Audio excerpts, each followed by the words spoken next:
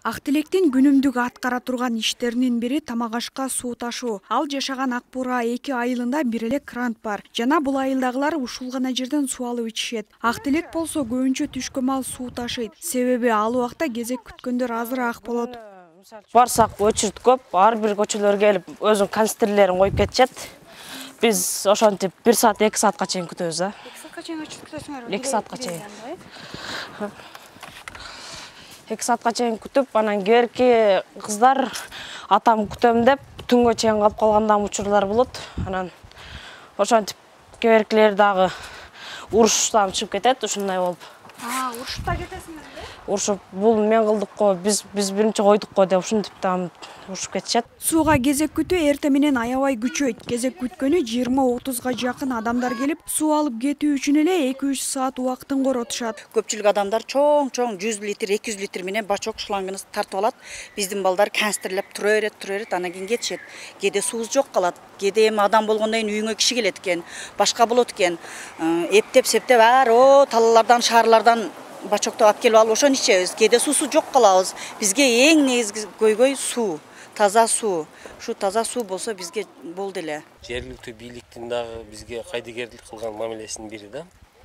Биз ошол Папуанын айыл өкмөтүнүн борборунан алыс жайгашкандыгыбыз дагы бул өтө кыйын болуп атат. Неге дегенде силер шаарга жакынсыңар, өзүңөр тириштигени кылгыла дегендей кылып атат да, өгөй баласындай болуп атабыз. Ошону дагы биз Папуанын айыл өкмөтүнүн жетекчилигине кайрылып кетет элем. Ушул маселени дагы бизге чечип бергенге жардам берсе аябай жакшы болот эле. Папан районуна караштуу Ак Буура 2 айылында 16 көчө болсо, ошол көчөдөгү баардык тургундар, башкача айтканда 600гө жакын кожолук мына ушул бир эле кранттан суу алып кетишет экен. Эрте менен кечинде аябай кезек күтүүлөр көп болот экен.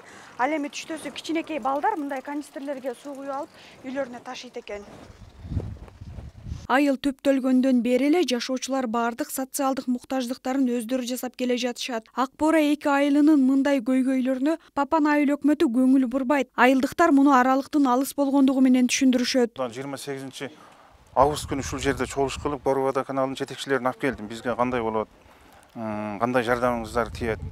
Биз мына проектибиз даяр.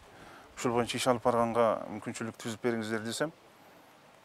Майлде техника жагынан, специалисттер тарабынан жардам берейин деди. Мен ошондон акыркы вариантым ошо элдерди ашар жолу менен чыгарганга жарыяладым да. Бул айылга таза суу Ош шаарындагы Керметоо аймактык кеңешиндеги суу кампадан тартып келүү макулдашылган. Ага тиешелүү иш кагаздардын баары даяр. Документ иштери ушул жылдын январь айында бүткөрүлгөн. Долбоордо экспертизадан өткөн. Маселе акыры барып каражатка такалат. Президентибиз жергиликтүү жана мамлекеттик телеканалдарда чыкканда айтат, жергиликтүү эл менен жолугушуудачы. Менин эң приоритеттүү максатым бул айылдарды ич үчүү таза суу менен камсыз кылуу. Ушуна мөөнөтүн бүткүчө 2023 жылга чейин Кыргызстанда бир дагы айыл таза суусуз калбайт деп атат да. Бирок ошол приоритеттүү багытынын пысын дагы көрбөй атабыз да бизчи. Себеби мына иш кагаздарын даярдап койгонбуз. Бирок ушу айтсак эле акча жок.